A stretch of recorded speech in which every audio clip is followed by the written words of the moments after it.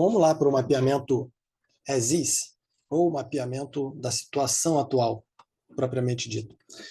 Bom, o conceito aí embaixo, né, é o trabalho de levantamento e documentação da situação atual do processo, comumente chamado como mapeamento as is, a qual é representada em fluxo ou diagrama. Nesta oportunidade, levanta-se também os problemas ou fragilidades, bem como oportunidades de melhorias no processo. Então, vamos lá. Mapeamento as is, já falamos anteriormente. É um mapeamento que acontece reportando, retratando ou trazendo a visão, o campo real de execução. Ou seja, o que está acontecendo atualmente no processo. Então, a gente chama isso de mapeamento as is, para a gente trazer a documentação de como os times estão realizando as atividades, tá bom? Então, vamos falar aqui sobre algumas coisas importantes dentro do mapeamento as is. E é o cuidados e preparativos para a documentação do mapeamento as is. Documentar junto aos gestores quais as melhorias ligadas aos processos ou problemas, né, e ganhos esperados, e exprimir essa informação de forma quantitativa e não qualitativa.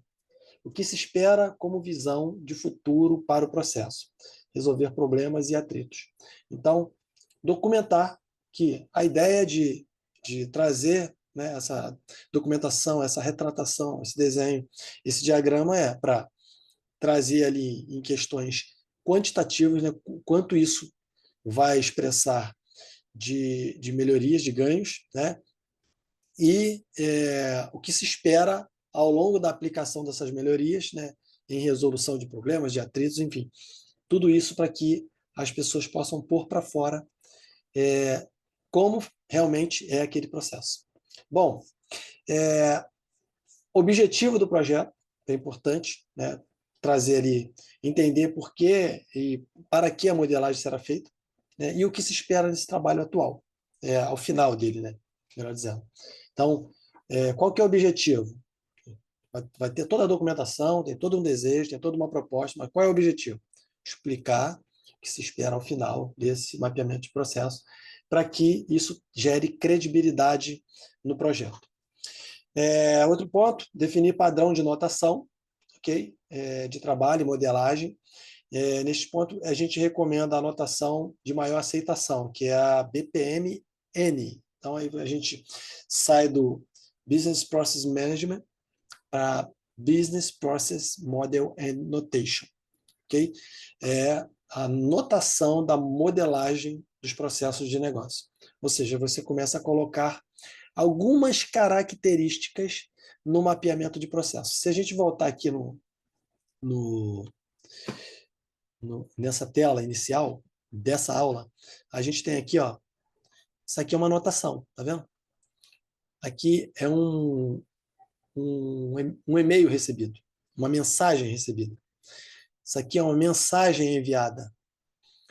Aqui é um gateway, que você tem duas possibilidades de resposta. Cada um símbolo desse aqui, você tem uma anotação, define uma atividade ou uma forma do processo se desenhar ou se executar. Ok? Então, notação a gente vai falar depois com mais detalhes, à medida que a gente for falar da ferramenta que nós usaremos para fazer o desenho ou o diagrama, tá? Lá nós usaremos notação e você vai entender com mais detalhes. Então, não se preocupe com o BPMN de agora, mais uma sigla para você, não se preocupe com isso. E o 4, definir ferramenta para modelagem de processo de preferência com recursos de banco de dados. Ok? Eles colocam aqui como normalmente indica para ter recurso de banco de dados, porque você tem a utilização de histórico, de armazenamento, de guarda da documentação. Então, normalmente se indica isso. Tá? Mas existem formas de você fazer o uso de uma ferramenta de forma mais tranquila, mais padrão, e não se preocupe também com essa parte. A ferramenta que a gente vai indicar é gratuita e atende a demanda para o qual a gente está definindo esse treinamento, tá bom? Vamos lá. Vamos avançar aqui. Técnicas para o mapeamento ESIS, tá? Então, aqui a gente tem quatro técnicas para fazer o mapeamento.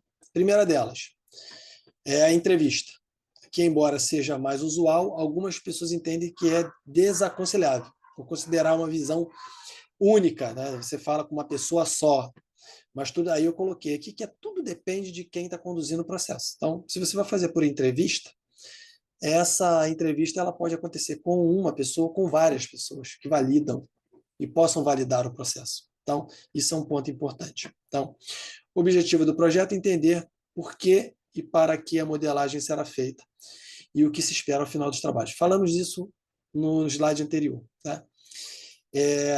A técnica 2, observação, quando o documentador se coloca ao lado de quem executa a atividade.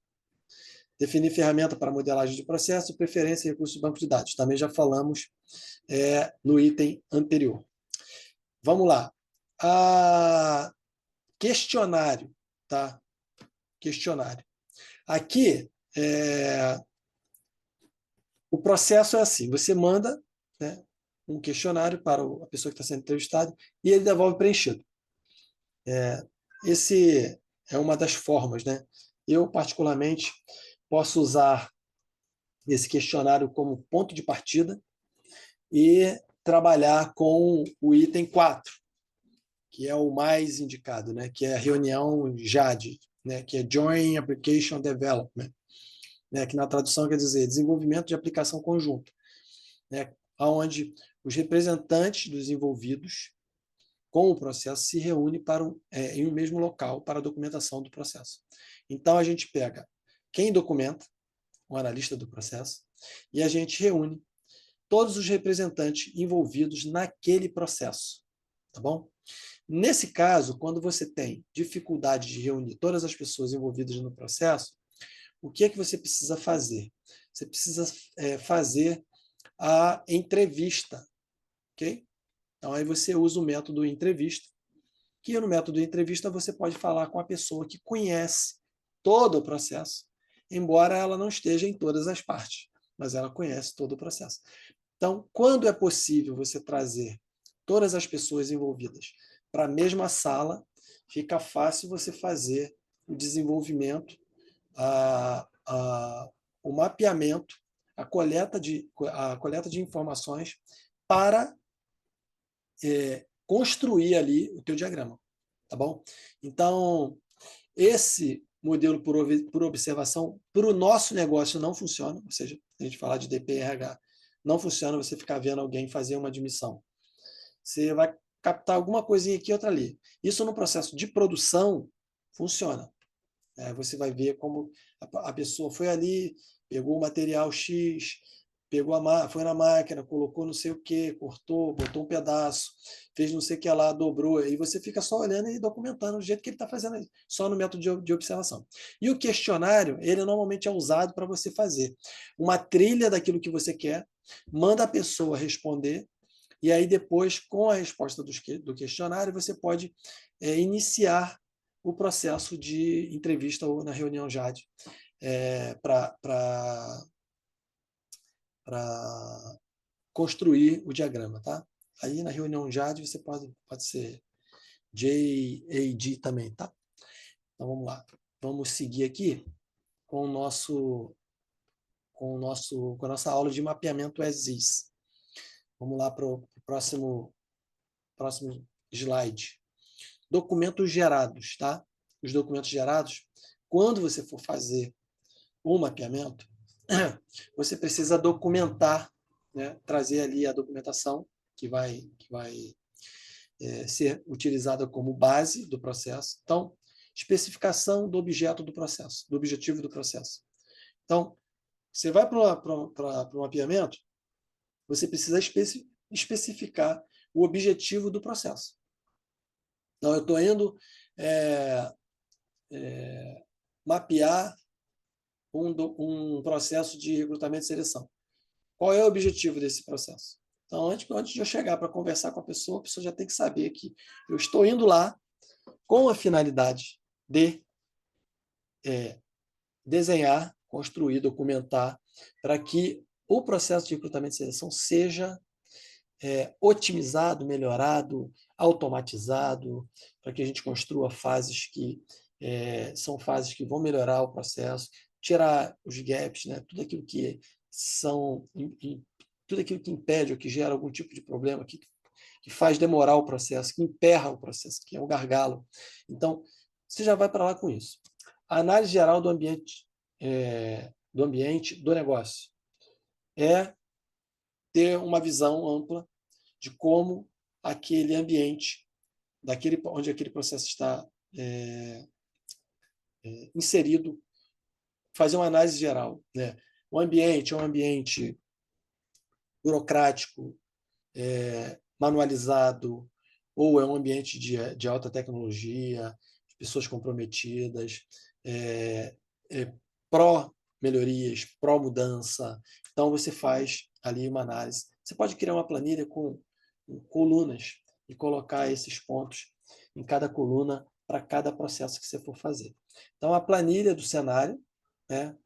Ali, uma planilha sobre o cenário que você está encontrando, razão para pensar em melhorias do processo. Então, por que você está pensando em melhorias desse processo? Você está desenhando esse processo com que objetivo? Né? Quais são as razões? Então, tudo isso você já tem, porque nas etapas anteriores a gente já está ali. Né? Então, esses documentos são documentos que vão surgir durante e ao final.